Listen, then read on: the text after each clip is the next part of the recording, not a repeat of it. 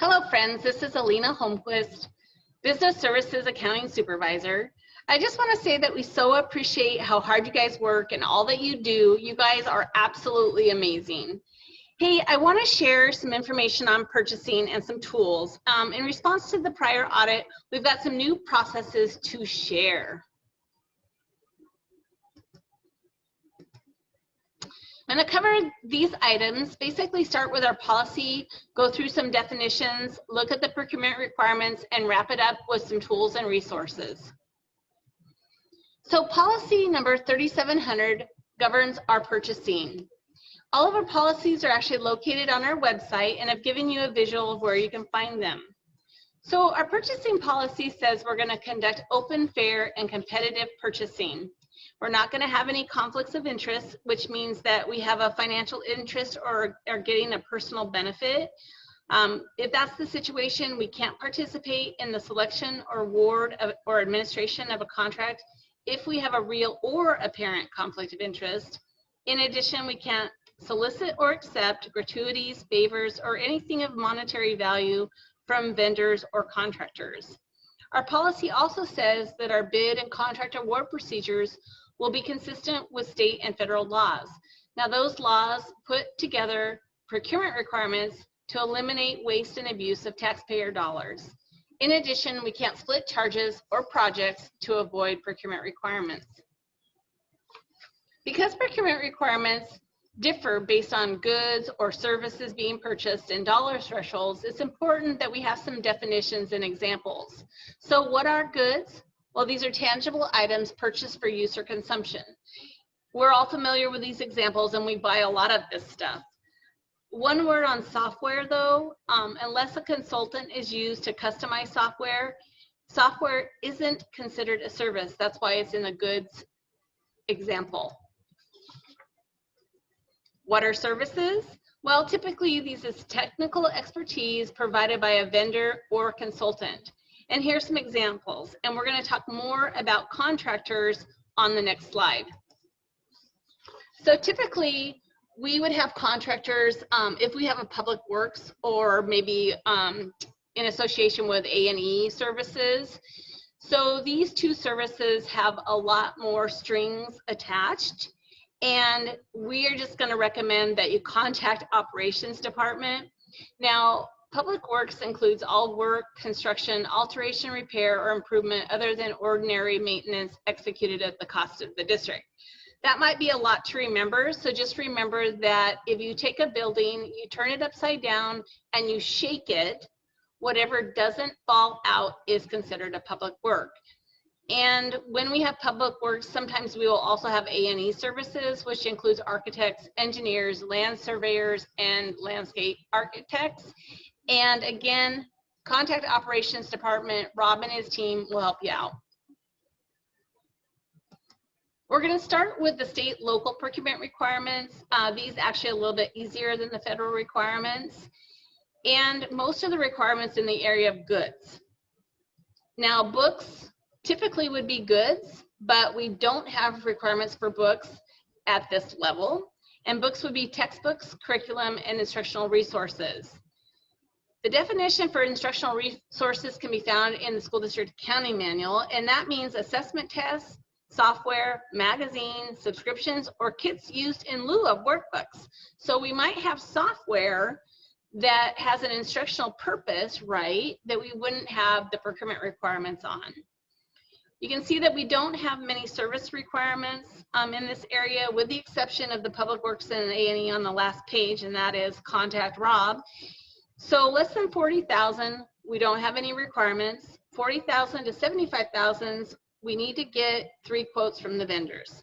We developed an informal vendor quotation form where you can document that contact and say that you contact a vendor and you're hoping that they're going to have what you need, but they just say, we're not available, we don't have it, we can't do that. Well, that counts as one of your quotes. And if it's going to be over 75,000, that requires a formal bid. Now there's going to be bid specs, maybe an RFP. Bids are going to come in. We're going to evaluate and tabulate them. We're going to make a proposal to the board.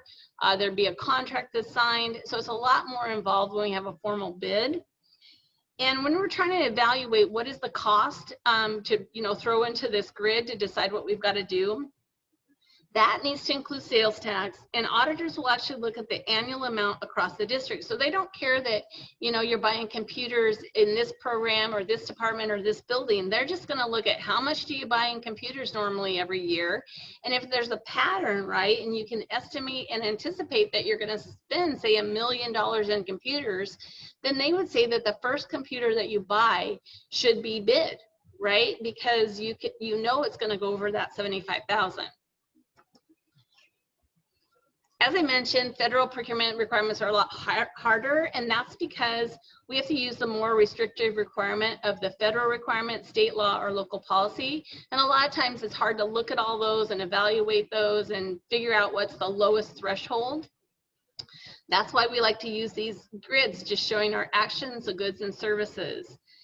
We also have to apply thresholds to the entire purchase involving any federal funds. So even if federal funds are only going to be used for $5,000 of a $15,000 purchase, you look at this and go, oh, it's federal funds, it's only $5,000. I don't really have any requirements.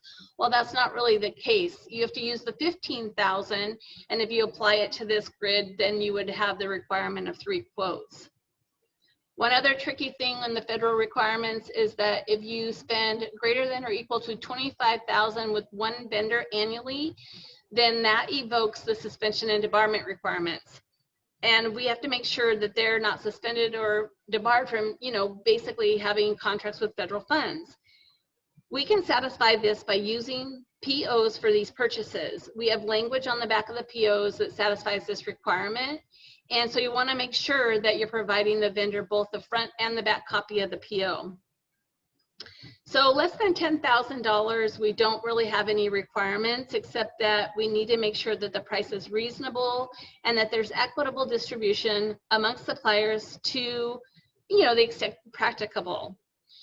You can see that the quote threshold is a lot lower when we are using federal funds than when we're using state and local funds. State and local, we don't need quotes until we're at 40,000, and here we need quotes at 10,000. And you can see that we have a lot more requirement with services at the federal level. We don't have any service requirements at the federal, or the state and local level. We may decide that we want to piggyback in lieu of obtaining 3 quotes or a formal bid. Now, piggybacking is when we rely on the bid awards and contracts of others.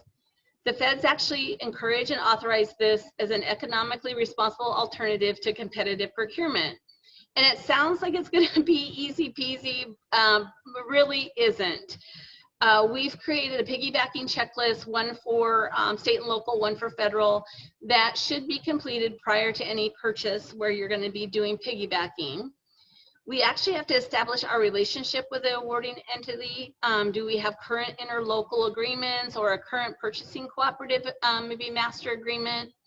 We still have to review bid documents and the signed contract. We have to get into, how did they do the solicitation? What's the advertisement say? What's the bid tabulation and evaluation look like? Did the governing body actually approve the contract that we're looking at? And we really still need to document our compliance with all these requirements. In addition, are the goods meeting our expectation? Is the price reasonable? And are the terms and conditions acceptable?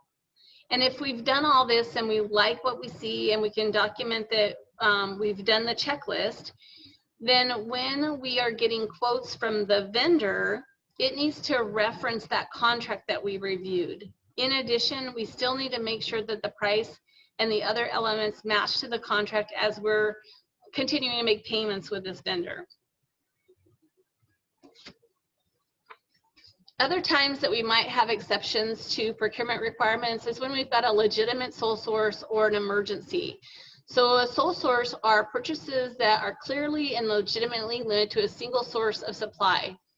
We can complete a sole source form, which is new, prior to any purchase. And if we've got an emergency, which is a condition representing an immediate threat to performance of essential district functions, or a condition likely to result in immediate physical injury to persons or property of the district, we've created an emergency declaration form that can be completed And you can complete this, within 2 weeks of awarding a contract. Now, we do expect that these situations would be rare, the exception rather than the norm, and so with the auditors. On our business services webpage, we've actually got a section for employee resources. And there's a long list of forms and information there, and we've got a section for purchasing. So one of the things that you'll find helpful is what we call a procurement requirements. It's just a one-page matrix of these requirements. We've also got the federal programs listed in there, along with the definitions and important notes and reminders. In addition, you'll find the new purchasing forms, the informal vendor quote that you can use to document your 3 quotes when you're in that requirement, the piggybacking checklist both for the state, local level, and the federal, and the sole source and emergency declarations forms. It's very important that we document our compliance with procurement requirements. Again, this is an area that the auditors focus on. And we recommend attaching the completed forms and quotes to your PO when you're doing your PO. Terry can actually walk you through this. It's pretty easy. And we know there's a lot to purchasing and there's a lot for you to absorb here. We totally recognize that this is a team effort and we are completely here to help. Thank you so much again. We really appreciate you.